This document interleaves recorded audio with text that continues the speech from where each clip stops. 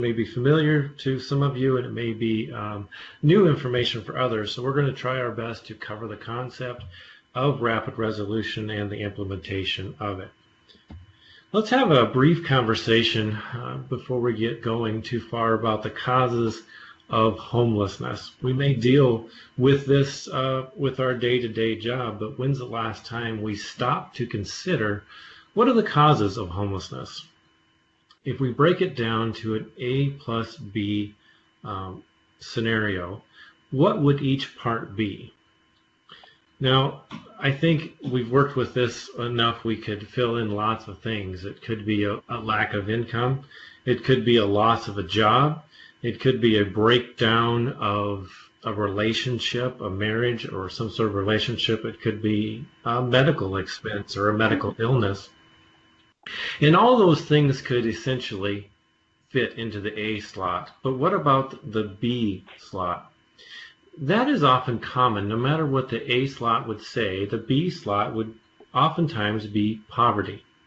If you take the marital breakdown or the loss of a job or the unexpected expense and you add poverty, the loss of home quickly follows. Oftentimes we do not see a temporary job loss or a relationship that falls apart lead to homelessness in areas that have a gated community or your upper middle class because they don't have the poverty component that would force them to enter homelessness. And why is that? Well, they have the resources to avoid entering a homeless situation. Now, those of us who work with case management and work with people to try to assist them in their housing understand that affordable housing is on the rise, or the lack of it is on the rise. You may have seen this map before. It's from 1980 that talks about the percentage of your income that has to go towards housing. You can see that it's possible, but as we move forward, this is from 2000, the cost burden continues to rise in the housing. In 2014, you can see the red is starting to overtake the map, and this map, of course, is 6 years old. We all know that affordable housing is getting harder and harder to find, that it's costing a greater percentage for families to be able to afford their housing as the rent goes up and the competition for the more affordable housing continues. So that's where rapid resolution comes from. This is where the concept of rapidly resolving the housing crisis before someone would enter a shelter situation is the idea comes from. You may have heard this idea with a different name. Some people might call it diversion or problem solving, or you may have even heard the term bantered about of a rapid exit.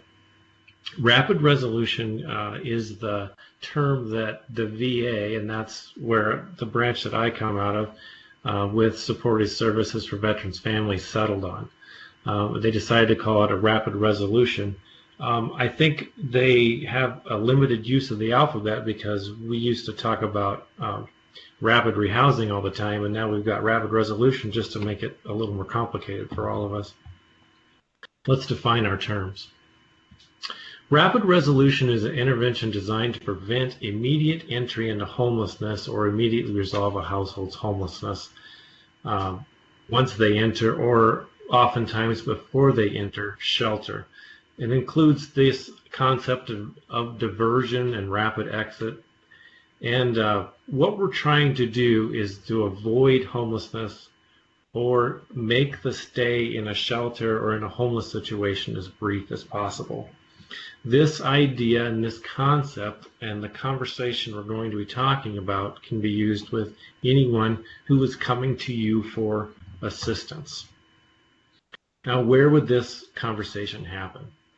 It's going to happen at the very first door or the first phone call. The person who first meets with someone looking for assistance. That's where ideally this conversation would happen. Before you share about what programs or what you have to offer to the person seeking assistance, the idea is that this conversation would precede that. Here's kind of the thought behind it. Oftentimes people will be making their way through life just fine. They may be paying their own rent. They may have their own house, possibly, and then something happens. A job loss or some of the things we mentioned earlier. And oftentimes, instead of going directly from their own place into a homeless shelter, say, they would reach out to their family and friends or coworkers and ask for an opportunity to stay up on a couch or on a floor, leading to a doubled up situation, or what we used to call couch surfing. And that might go along just fine for a while, but then conflicts arise or something else happens and they have to exit that, and so they show up at your door looking for help because they're no longer able to stay on that couch. And that's where this conversation would happen. After they've left that place, but before they're enrolled into your program or entered into the shelter, we'd want to have this conversation. Now we're looking for 3 possible outcomes. The first one would be a longer term stay back with their family or friends, and that might be where they just left, if we could work with them to work through the crisis. Or secondly, maybe with a different person, family or friend or acquaintance that they know that might be able to take them in. The second is that they're temporarily diverted, possibly, to a place to stay temporarily while they seek new housing. Would that be with a different community resource or a motel or place? And then the third outcome would be permanent relocating, possibly even to a different community where they might be able to tap in with possibly extended family, former friends or acquaintances. And then if we're unable to resolve, if the rapid resolution conversation is unsuccessful, then they would enter into the shelter. So this is another way of looking at it. The first point of contact, you have the conversation, you're able to temporarily put them in with family or friends or some social connection, and then they would avoid entering the shelter situation. The unsuccessful pathway would look something like this. You still have the conversation. You still try to explore their strengths that we'll talk about here in a little bit, or the connections that they may have, but you will discover that this rapid resolution is just not possible, and so then you would continue on with the shelter option that you may have. Now, what's the reasoning behind this? Rapid resolution may not always work, but we need to give it a shot. People have lived in a double up situation or temporarily staying with friends. The situation may become unmanageable, but what we're trying to discover is there a way to resolve the conflict? Is there a way to possibly divert them to other family or friends into a place that would be safe and possibly long-term? So the purpose of this rapid resolution conversation is to identify alternative options to homelessness that are based on 3 things: safety, client choice, and, where possible, longer term. There are several interventions that we can take, and we're going to be using the word listening more than once through our time together this afternoon. What we're hoping to do is recognize that homelessness is a crisis, and the people that are in it may not be able to advocate for themselves.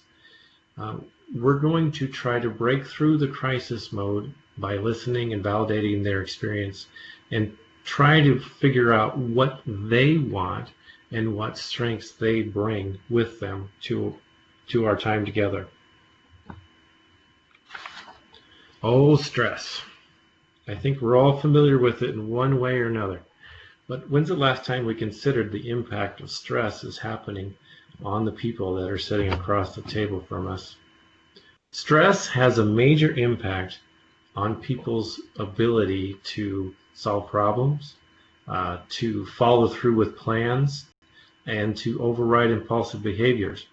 And it's interesting, those of us who have worked with the homeless population We need to remember that stress also impacts the ability to remember and retrieve important information.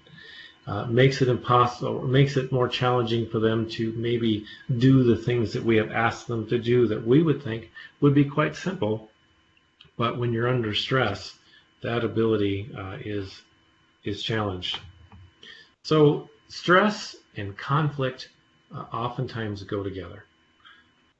We want to have positive interactions. We want to be hopeful and confident, and hopefully help people through this time of conflict and stress.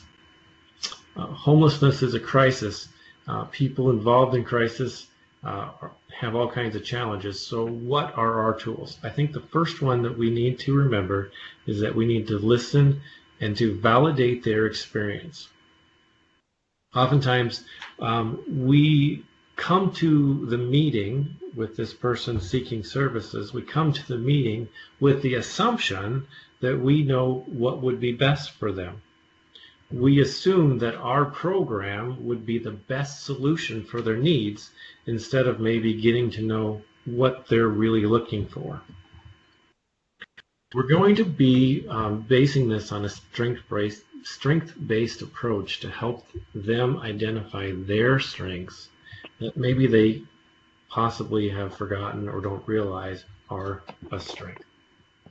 So how can we help this dynamic? Our job is to empower people facing imminent homelessness to identify safe and appropriate housing options other than staying in your car or staying on the street or entering the shelter. We want to assist them in avoiding that possibility.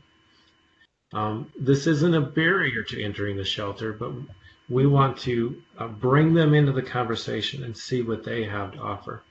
We start this whole process by listening, by getting to know who they are, what they have to offer, and possibly the people that they already know in the community. Once again, you'll hear the word over and over again that listening and getting to know them is the key. Let's talk about some of the principles of rapid resolution. The core principles are broken down into 5 things: housing first, crisis response, client choice, progressive assessment, and community resources.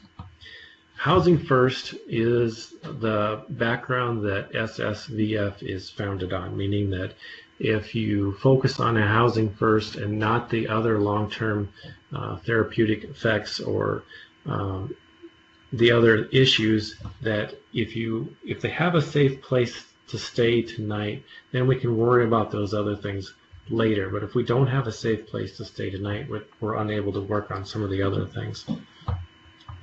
I like the way the bottom of the slide sums it up. That persons facing homelessness need a home, not necessarily anything else. Rapid resolution fits nicely with the housing first model. It's about offering them a safe and secure opportunity that they might bring to the table. It focuses on alternatives to literal homelessness. And quite frequently, this is only the first step in a longer-term housing intervention.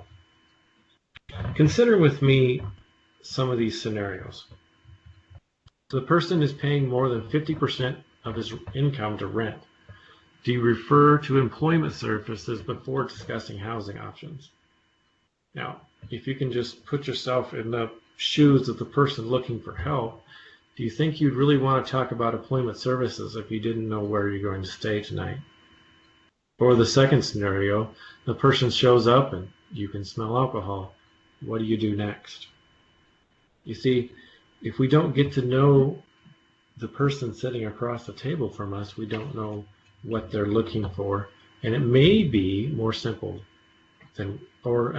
conversely, it could be more complicated than we realize. Crisis resolution. We're going to focus on personal safety as a first priority. We're going to be working towards definite action steps that the person can achieve to succeed. All while driving, the driving motivation for us is helping the person seeking help to regain control over their own life. We want to give them back control. We truly believe that everybody wants to be a success just as much as you or I want to be a success. Rapid resolution and client response is at the immediate point of crisis, and we want to focus on de-escalating the crisis, even if temporarily. For this example, if a person expresses concern about a painful injury that is not healing, do you think they want to discuss your 5-point housing plan while they're not feeling good or they're in little pain? No, we have to deal with whatever the situation is at hand first, and when they're feeling better or the pain is gone, then we can have the conversation about our 5-point housing plan. The third one I think is real important, and you've heard me stress it a few times already, about client choice.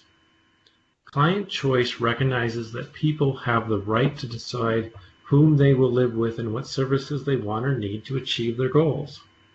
They're here because they may not have any other options, but maybe they don't realize what options they would bring with them to the table.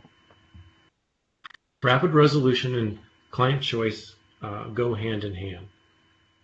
The focus of this conversation is to understand the client's goals, his choices, his preferences, to help him or her regain a sense of control in their life. We want to be listening for their strengths when we get to know them and see what they have to offer. I know that this idea of personal choice is a big one. I know oftentimes in my life I look forward to a Saturday.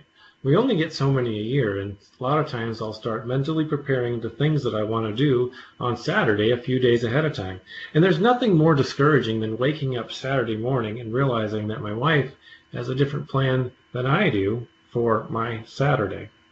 My choices have been limited. Well, that might be the same with us.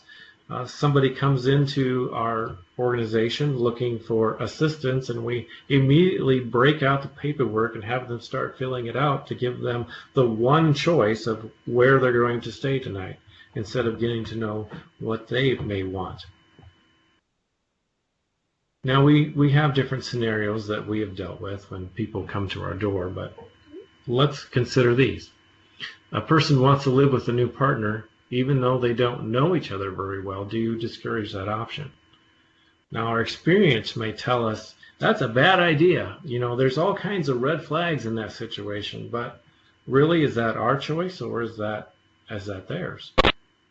A person may have lost housing in the past due to behavior while using drugs, and they blame the landlord. They don't have a problem. Do you try to convince them to enter treatment? Well, if it's us wanting them to enter treatment more than they want to enter treatment, how successful will the treatment be? The fourth component to rapid rehousing is progressive assessment. And that's a fancy way of saying just enough assistance, just in time, and just as long as needed, to understand how the person can handle stress and adjust the necessary assistance over time.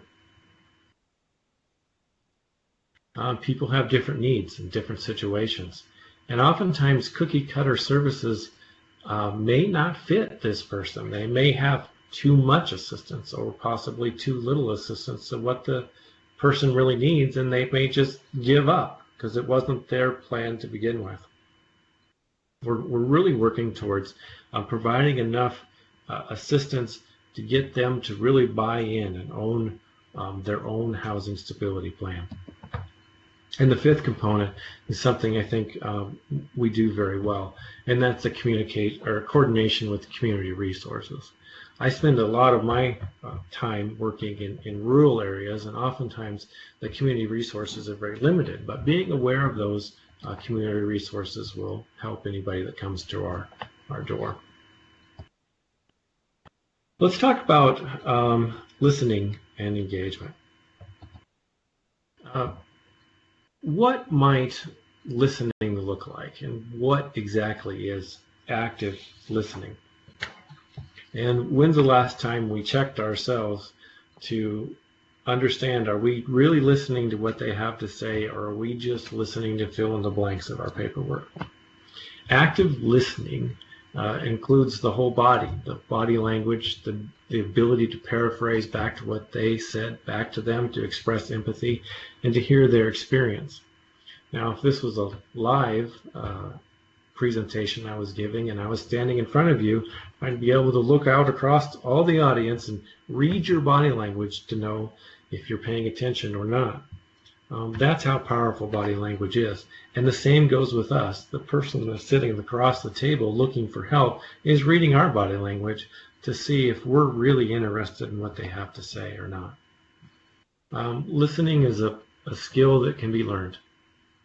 We want to be ready. We want to be, like the idea of roles here, relaxed, open, engaged, leaning towards the speaker. Oftentimes taking notes shows that we're paying attention and really interested in what they might have to say. As we are having this rapid resolution conversation, we want to be able to paraphrase, to recap what they've said and confirm that we are understanding what they're telling us. During this time, it might be a good idea to avoid why questions. Well, why did you do that? Or why did you do that?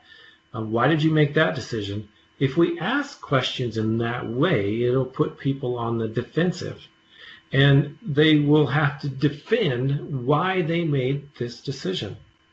And maybe a better way would be to ask, well, what happened next? Or, and that decision led to what? You know, those kind of things might be a good idea.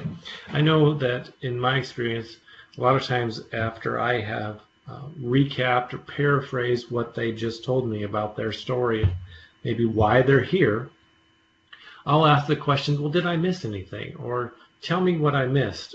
Or tell me something else I need to know. And that gives them an opportunity to consider what they just said and what you just paraphrased back to them, and the ability to answer those questions. The rapid resolution steps are simply a first conversation, a plan to move forward, and then, if we can, a follow-up involved with problem solving.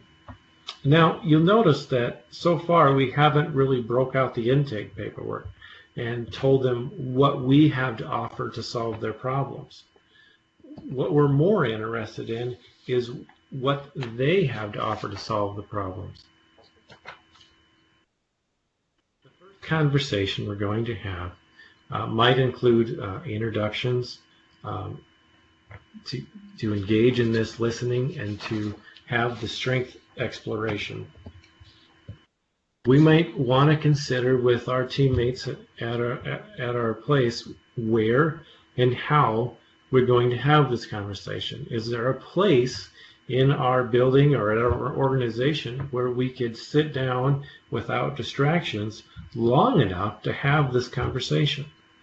Who would be having this conversation? Would it be the same person that when someone comes in, their first stop would be to talk to this particular employee or volunteer? When we have this conversation, we want to be able to not be free from distractions long enough to carry out the conversation, to reach the goals of the conversation, to be able to do that active listening and engagement. In this day of COVID, and so much more is happening by the telephone, the challenges of having this conversation over the phone would be more intense because we lose all of the body language that we talked about and the ability to read that and know if we're getting down to everything we need to know. We might want to start off by simply introducing ourselves, the name of the organization, and maybe the role you play, and then get right in the conversation. We're not trying to solve the problem for them at this point. Frequently, it's so easy to jump into the answer. Well, here, let me tell you about SSVF, for example, and all the great benefits that I can do for you if you just sign the paperwork. We're more interested in how we can help them returning to housing, maybe with their own strengths rather than us solving the problem for them. We want to be able to hear their experience, to keep listening,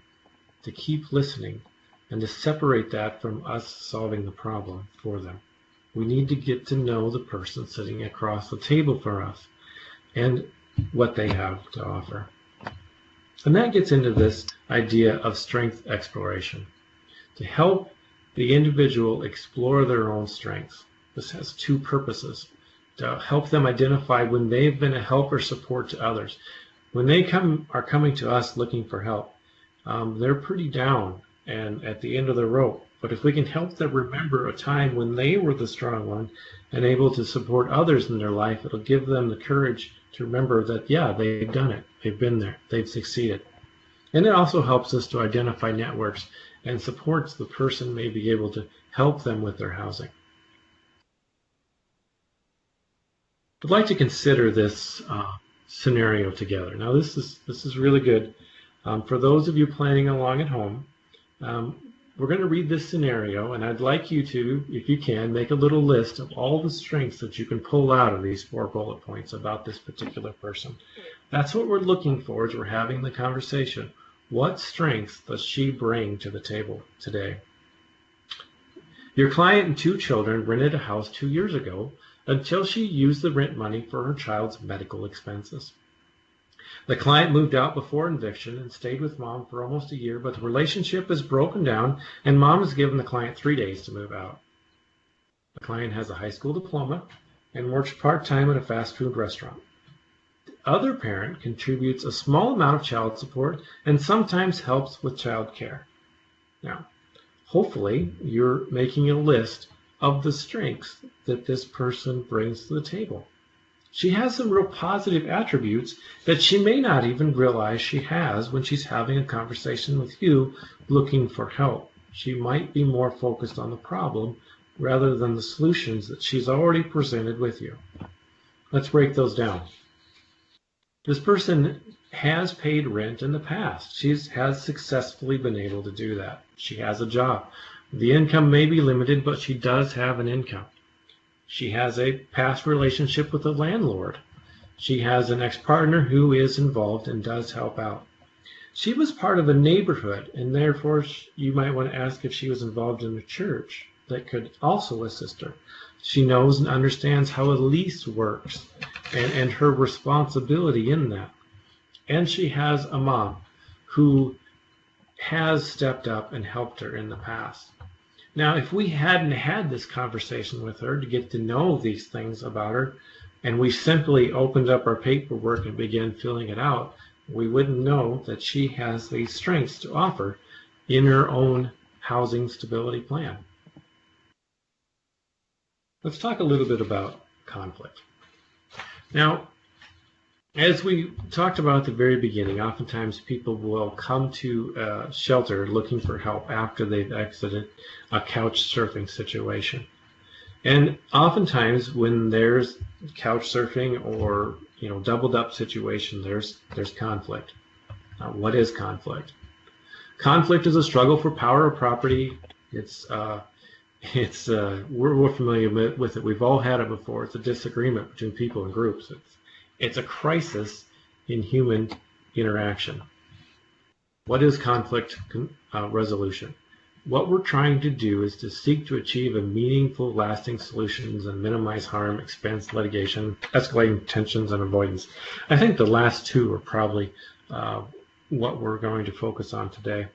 And isn't this what we all want? We're in the midst of conflict.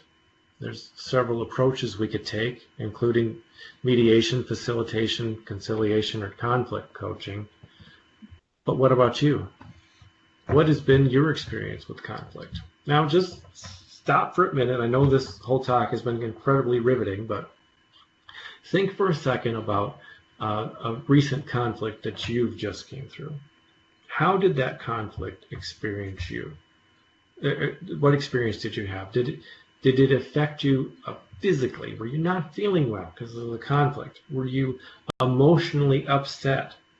How did the conflict affect your day?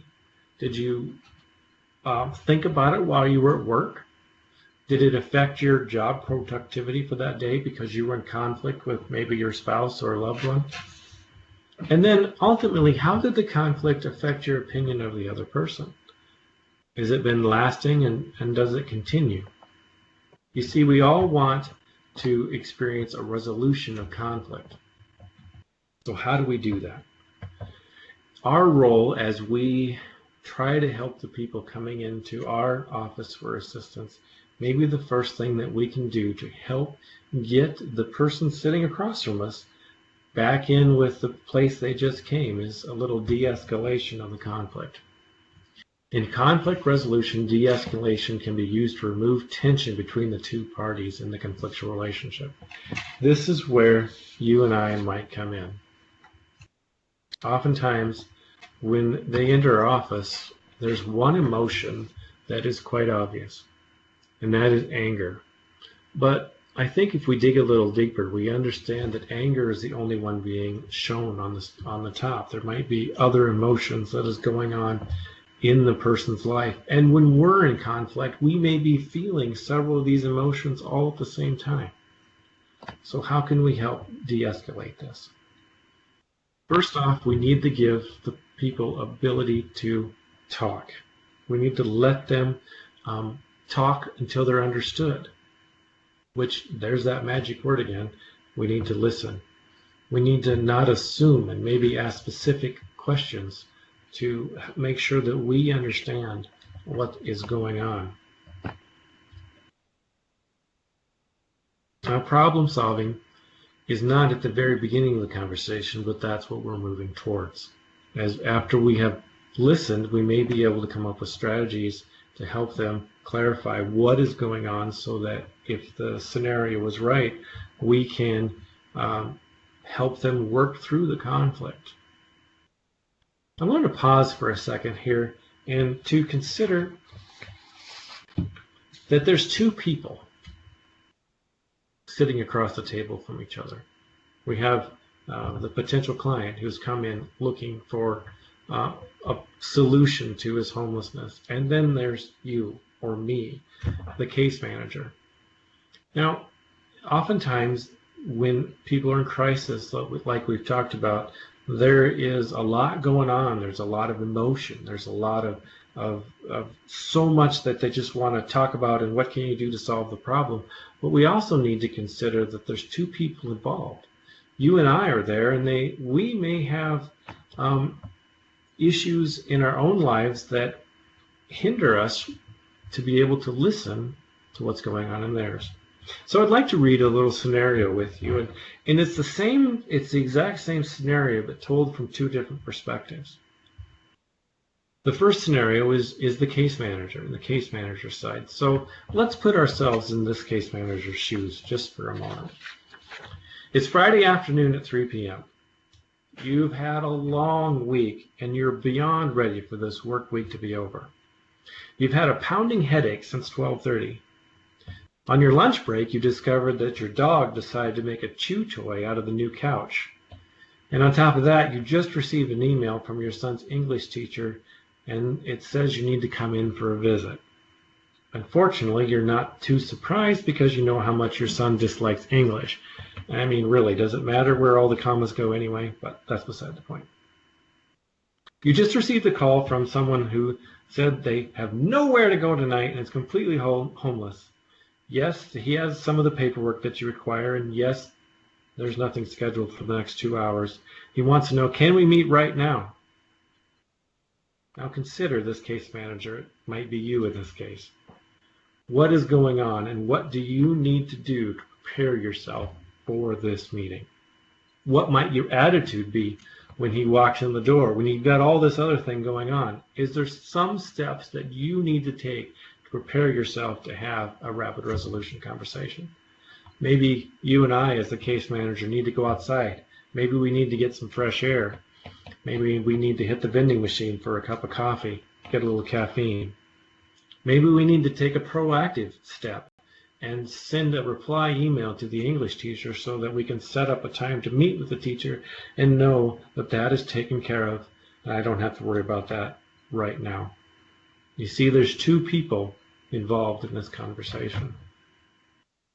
Now let's flip the coin around and talk about the person coming in for the visit. Let's look at his perspective. It's Friday afternoon at 3 o'clock. Life has not been going your way. Ever since your girlfriend kicked you out six months ago, you've been on a downward slide. You moved in with Mom, and that was okay for about 3 weeks until you had to tell her you lost your job because you were late too many times. You just get so angry and you want to explode. It's so hard to focus on what you're supposed to do when you have all this anger inside. Mom finally had enough of all his excuses and told you to get out. After about 2 nights in your car that was almost out of gas, an old Army friend said you can crash on his couch for a little while. Now, he goes to work every day, and you try not to think about the ex-girlfriend and make attempts to look for a job. The last few weeks, your friend seems to be very short with you and is ragging on you to get a job and look for a place to stay. You're not sure what his problem is. You're trying, kinda. Yesterday, however, you got lucky. You won $100 on a scratch ticket and decided to have some fun, so you bought some beer and invited another friend over to party. When your host friend got home from work, he was furious at the mess that you and your party friend had made. Not to mention you were both a little bit drunk, and your friend said you're out by morning. It's Friday at 3 p.m. You've got nowhere to go. You've had a terrible day. You're getting the runaround from everyone you want to talk to, and now this last person wants to meet with you at 3 o'clock. Can you imagine the conflict that could happen? The scenario, there's 2 people on this meeting. There's 2 sides of the table, and we need to make everything that we can do ready to have this conversation. Let's move forward with the plan. So we're having this conversation. We're exploring their past strengths. What housing options do they want to pursue, or what options are they bringing with them to the table? Option number 1, are they going to stay in their current housing? Are we going to be able to try to de-escalate the stress and maybe work out a plan to get them back in with their house? Is there someone else that they could possibly move in with, a relative, a friend, or a coworker? Or the third option, to enter shelter. As we consider this rapid rehousing conversation, let's talk about the preparing for the conversation with a host. Somebody came into your shelter looking for help. You're sitting down, you're having this conversation. And then you say, well, is it possible, you've mentioned Grandma a couple times in our conversation, would it be possible for you to go stay with Grandma?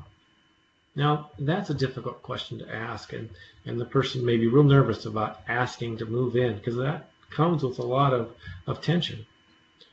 Can we interject here and help prepare this conversation?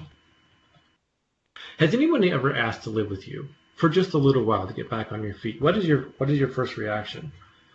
Did you have concerns about the idea of saying yes, that this somebody can move into my home? Hello? I know in my home, I would love to have tranquility and peace all the time. What was your first reaction when someone moved in? So as we think about having the ask to move in, to stay with Grandma, you might want to ask the person seeking assistance, the guest, well, can you think of any difficulties or concerns that they might have if they offer you a place to stay? And this is where we need to listen. Well, they may not like fill in the blank.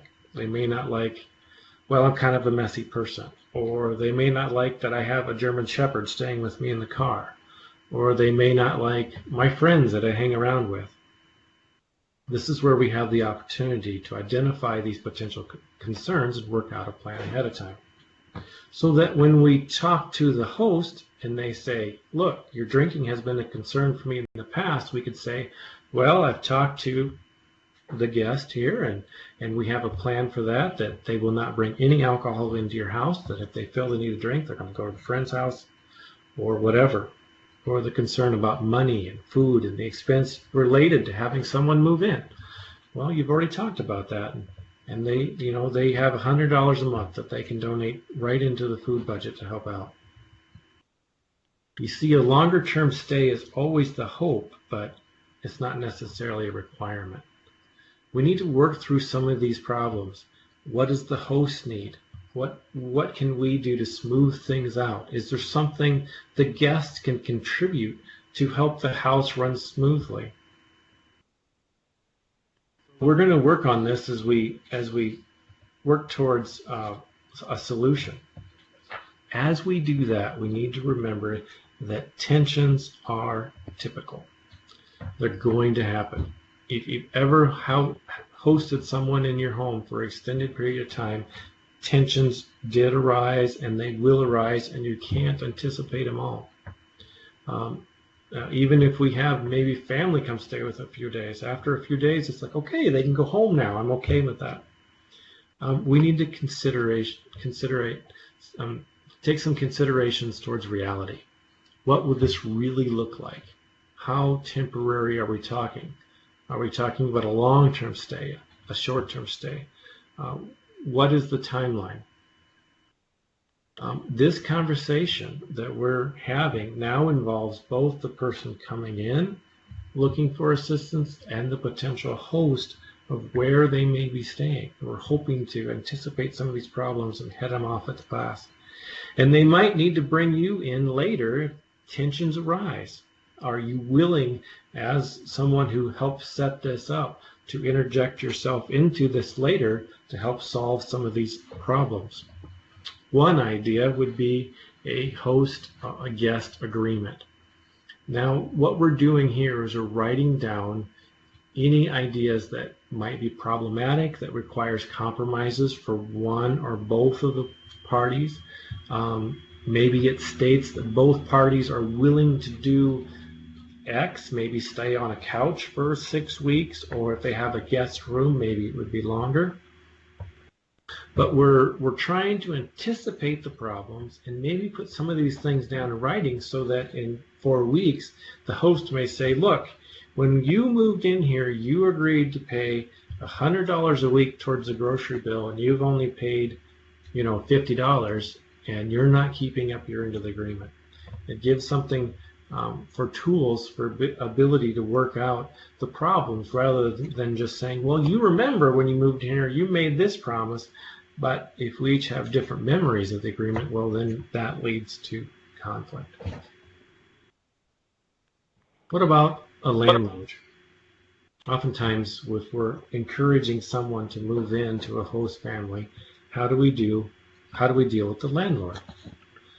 Now, ask yourself the question, what do landlords want? Now, landlords, what they want is generally pretty simple. They want the rent to be paid. They want the lease to be followed. They don't want destruction of the property. They don't want you bothering the other people in the property, and they don't want the police showing up because you're causing problems. Why don't landlords like long-term guests? Well, oftentimes the lease has limitations on how long a guest can stay. They don't want to break this rule in the lease because it sets a precedent for everybody else to do the same thing. And it's possible that they may have local occupancy limits. So we need to be working with our landlords and anticipating some of these problems and having a conversation with landlords to see if this may be possible, if we can have a rapid resolution plan in our neighborhood with this particular landlord. As we unroll this in our communities, one of the first steps we're going to be doing is talking to landlords about this and the possibility, if they're open to the idea of a guest staying with permission. Is it required under local law that the guest has to be on the lease, and what would that look like for the landlord? Would the landlord require that this guest have to pass a background check? Is there something, does the guest have to be added to the lease? These kind of things are the conversations that we need to be having with the host. Would it be our job, if we're able to work out some of these problems, to talk with the host, the guest, and the landlord at the same time? Do you have a good relationship with the landlord that might make that possible? I kind of rambled on here for about 45 minutes. and I want to just sum a few things up. First off, rapid resolution is an intervention.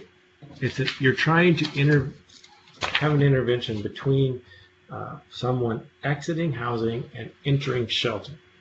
And we want to have this conversation right at that point to try to discover what strengths the person might bring to the table, what contacts the person seeking assistance has in the community. What does the client really want? Is it possible that the client may only want a bus ticket to get closer to an extended family member where they know they could stay? But if we haven't had this conversation with them, how do we know that they really don't want to enter our program when we have met them and instantly jumped into the benefits of our program or the rules and regulations of our program? Rapid resolution is a conversation, and you're trying to assist the people seeking assistance and get to know them, to understand what their strengths are and what they may have to offer. Now, this is going to take time. It's going to take energy on the part of us, the employees or the volunteers at the organization. But if it helps someone to avoid entering a shelter situation that causes stress on them or on their family, and you can move them into a situation that they are more comfortable with, we can see the benefits of doing that. So I'm going to stop there, and if you have any questions, let me know.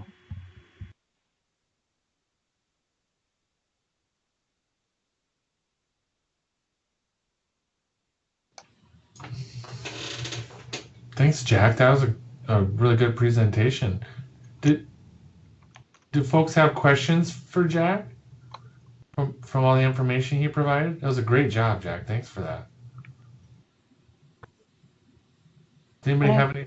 I think if people want to put comments, questions in the chat box, or if you want to unmute yourself and just speak too, I think that is absolutely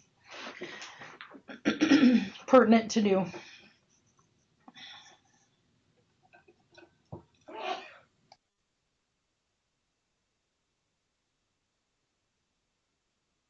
Well, and I'm available through Cornerstone Rescue Mission, or Davis knows how to get a hold of me. If has my email. If you have a question you think of, feel free to send me an email. That wouldn't be a problem.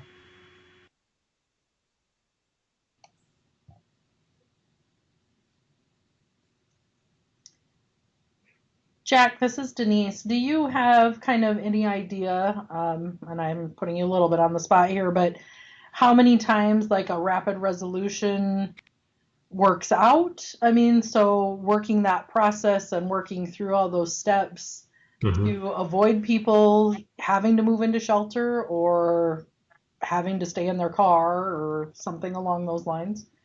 Well, the training that I received on it when we went to a couple days training on this, the numbers that the VA gave us would be 10 to 20%. So it's not, going to reach 50% of the people that come in, but their view was that it's definitely worth to help that 20% avoid entering the shelters that are oftentimes overflowing in the first place. Yeah, no, absolutely.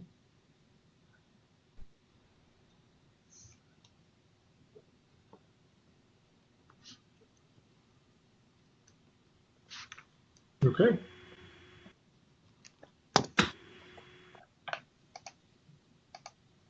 Any other questions or comments for Jack?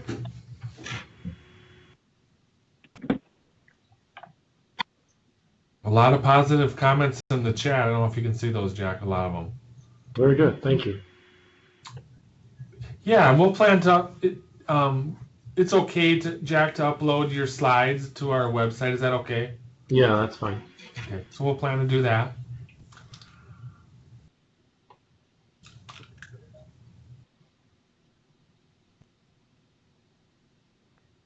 And we also recorded the session today too, so that recording can be made available too.